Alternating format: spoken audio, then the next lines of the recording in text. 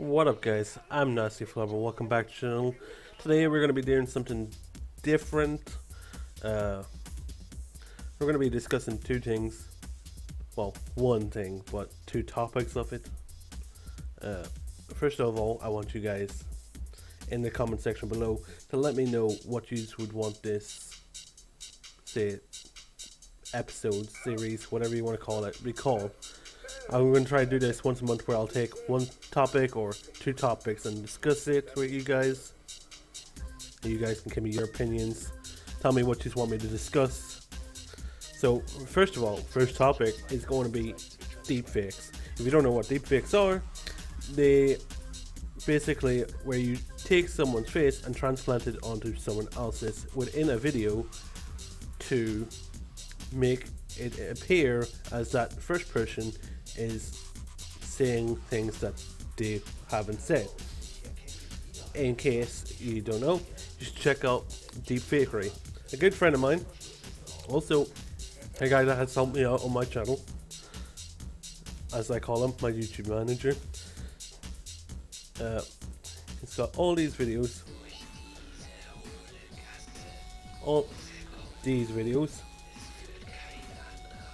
like where he's put Elon Musk onto like Iron Man and stuff. His videos are really good. He's really talented. But then on the other hand, we have my other buddy, Savior 3.0, who has discussed the scariness of deepfakes. He has made some good points in this video. If you want, you can go check them out. Both links to these channels will be in the description below, so make sure you check them out. My discussion of this is, are deepfakes really scary? As what my buddy here, Savior, has pointed out, scary, you know. So, deepfakes can be scary in the wrong hands, especially if, say, you have face recognition, or you send video messages a lot. I don't know who does that, but just say you do. Just say you send a lot of video messages, and someone deep fakes your face onto someone else to say something to someone that you're talking to. That can be scary, but has that happened? I don't know. I would have to research that, but I haven't done any research. On the other hand, you have like my buddy here with his deepfake channel that puts stuff like this.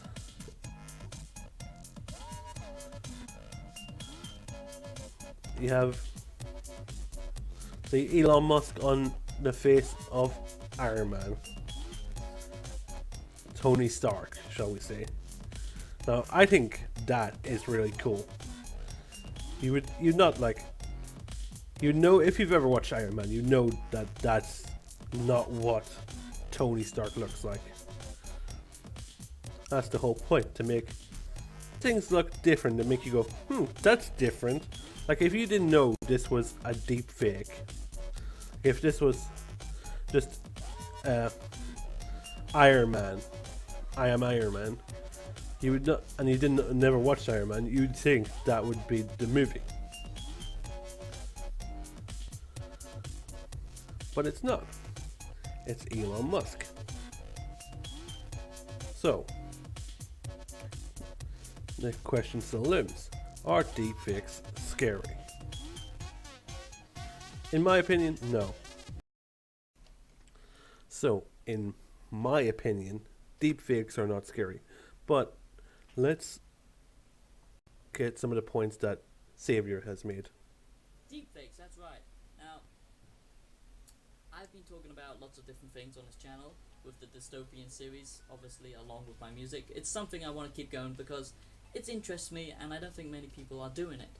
But anyway, Boston Dynamics, we've talked about virtual reality, we've talked about Neuralink, and now we're going to talk about deepfakes, okay? So, if you don't know what a deepfake is, the best way to explain it really is we all have Facebook. Sadly, I try not to use it, and we all probably have Snapchat. I don't even have it downloaded because I'm not a narcissistic little girl who wants to, put on cat ears because I'm so insecure that I'm a fat piece of shit that I have to hide my face behind a face filter. I just want to say, even though him and me have different opinions on this topic, I suggest you go check out his channel. He is a really good music creator. Also, he has some other good videos which people might enjoy. Who knows? Anyway, so yeah, let's play on. Because that's what it's all for. We all know it. If you're ever texting a girl and she only ever sends you pictures with like a filter or a face filter on, that bitch is fucking ugly, okay? Get rid of her because she's hiding something. She's either a man or she's ugly as shit. I'm just being realistic. I'm sorry if that's a bit harsh, but it's the truth. Anyway, this amazing technology, no one actually thinks about it, but what it does is it analyzes your face and basically reconstructs it by putting overlays on top of it. You can be a transgender shark or a dolphin. You can be a magical elephant if you wish. The possibilities are endless. This technology has progressed so much from where it kind of started out originally, where it was basically just to smooth out your skin, get rid of some of your spots and all that kind of crap. Now it can literally transform your face. You can have virtual avatars. It's pretty crazy. So, you thought that was crazy. Well, you should think it's crazy anyway. But now, the next level where it actually becomes dangerous. Dangerous, but concerning, okay? Definitely concerning. Okay, deepfakes. That's what we're going to talk about. That's what I am talking about. What am I saying? Deepfakes basically are the next evolution of all the Snapchat filter kind of garbage. Basically, what it does is it takes your face, it takes someone else's face, and even though, you're moving and talking and making I just want to point out here, he said the next evolution of Snapchat filters. I'm pretty sure deepfakes have been around a lot longer than Snapchat. I can't clarify that here and now. Well, I could if I googled it, but I'm pretty sure deepfakes have been around longer. Just to point that out. expressions like smiling or being sad or whatever, it will take your face and put it on another face. That's the simple way of explaining it. I don't know how the technology, how the algorithm runs or anything like that, but all I know is it's fucking crazy because... Well, it takes a lot of computing power, and the two people kind of have to look similar in order to get a good face swap. Because say you take a guy like Elon and try and put it on me, it's not going to work well because I'm a chubby bastard. So it's not going to work so well. You'd have to get good angles, have good lighting for each person's video, So it's not that easy, and you do need a good computer to render that kind of stuff. And my buddy here, Deepfakes, I believe, was using 16 gigs, like full 16 gigabytes of RAM, and he had to upgrade his computer to 32 gigabytes just to do the videos. Like, he was 100% usage on his computer before he upgraded. I don't know what his usage is now. I haven't talked to him in a hot minute. I will probably get discussing with him. You know what? If you guys want me to get these two together in a discussion, like a podcast kind of, where we discuss this, leave a like on this video. If we get, I don't know how many likes, whatever amount of likes, I'll try and get these two together on everything. But they are in different countries, so that Deepfake right here is in America, whereas Savior is in England, and I am in Ireland. So it might be a bit difficult to get them on at the same time. We never know, but hit the like button if you want to see that. I'll try and get it sorted. Let's continue with Savior's video. I remember it all started. I remember thinking back when it all kind of began, where I was kind of concerned about it was I was just going through my phone and my old girlfriend was I had a picture of my old girlfriend, and there was this feature where you could basically take a picture on Snapchat and basically transfer that picture onto your face. So if you got another person's picture, this was a way like around the deepfake kind of thing before it began. You could basically transplant someone's face onto your own face, and it looked absolutely disgusting. So deepfake is the next evolution of that, okay? And where the problem lies, okay, I'm just going to get into the main issue. Where the problem lies is because it's not just deepfakes anymore. It's not just your face that can be, faked. It's also your voice. They now have algorithms and, the new kind of AIs systems that will literally analyze your voice as ones of Joe Rogan, Elon Musk. There's tons of them around, and it does sound pretty much 100% like you. So let's just think about it. That point there, where the voice recognition can be used in very harmful ways, considering if they know your personal security details or whatever, and they call, say, your bank provider or your phone provider, and they use your voice to talk to them, and if those companies are used to you talking to them, then yeah, and if they know your security questions, it's thing. But as long as you're not upfront about your security questions, or don't give that kind of information away to people, or most people are honest with their security questions. So say you have, what's your first pet's name? They'll literally put the first pet's name instead of something just random, and writing that down somewhere. Like, never put legitimately what your second grade teacher name is, or your mother's maiden name, because then that's just easy information for people to dig up, especially if you have like Facebook or social media, because you put that stuff everywhere, and that stuff's easy to dig out. Like a few Google searches, you can find that out. So he makes a point there, but as long as you're not giving that information away so easily, then there's no issue. But let's continue on. For example, okay, would you actually able to tell the difference? Say if your husband or your wife is in a different country, or they've been abducted or whatever, and they send a video back to you with a deep fake of themselves, with not a deep voice, with a fake voice as well, that is similar to their own, okay?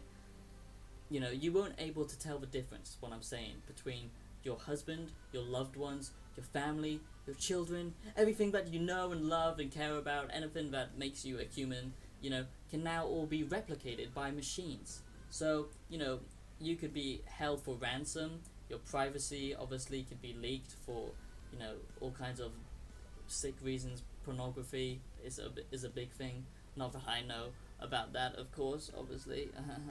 What else? There's like movies where you can basically just change, characters' faces, so that will, come into copyright laws and artistic kind of creativity and stuff like that. But also, fake news is also a very big problem, because now with politicians, you can literally, we all know that the mainstream media is complete horseshit, and that's why it's all dying, and it's all coming over to independent creators, basically, and lesser known media, because people are waking up and they finally realize that mainstream media lies.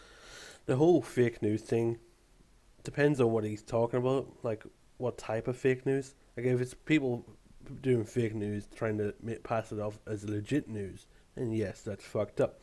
But there's fake news out there like The Onion, who put out fake articles just for satire, like pure comedy, and it's hilarious. And especially when people fall for it and like think that it's actually legit, or try call them out on the thing, even though it's a comedy-based fake news article. That's hilarious. but stuff where people try pass it off as actual legit news to try and scaremonger people, that's fucked up. So there's differences in fake news. Then also, yeah, so mainstream media, a lot of it is bullcrap. Plain and simple, just horse shite. To them, and it's all just complete bullshit, most of it anyway, and it's all fabricated. But anyway, fake news now, instead of just editing clips together, they can now literally make someone say something that they never once said and make them appear as if they are actually saying it with a deepfake. All you have to do is get someone similar looking to yourself, and then if you put a deepfake on top of that person, there's literally, it's so difficult to tell now. He just raised that point, like, you need two people that kind of look similar in order for a deepfake to really work as well. Like, putting someone onto someone that doesn't look similar, you're going to be able to spot the deepfake. If that person is real. So there's many issues that can, it can be used for, just criminals in general, if they're smart about it. Not that I've thought about it, because I'm obviously a good boy. I'm just saying, if you think about it, you can use this technology in many malicious ways. I'm not going to go into detail, but I think we all know of the ways that it can be used. I'm just saying. So guys, that's my little 2 cents on deepfakes. Tell me what. So, my opinion, deepfakes are not scary. If you put it in the context of criminals and stuff, then yes. But what criminal, like, is going to be targeting specific people that look like specific people just to try and scam them? Like, that's a lot of work for a criminal. And you give them too much credit. They're not that smart, a lot of these criminals. There is a lot of criminals out there that are very smart, blah, blah, blah. But, I mean, like, it's... Why are you messaging me?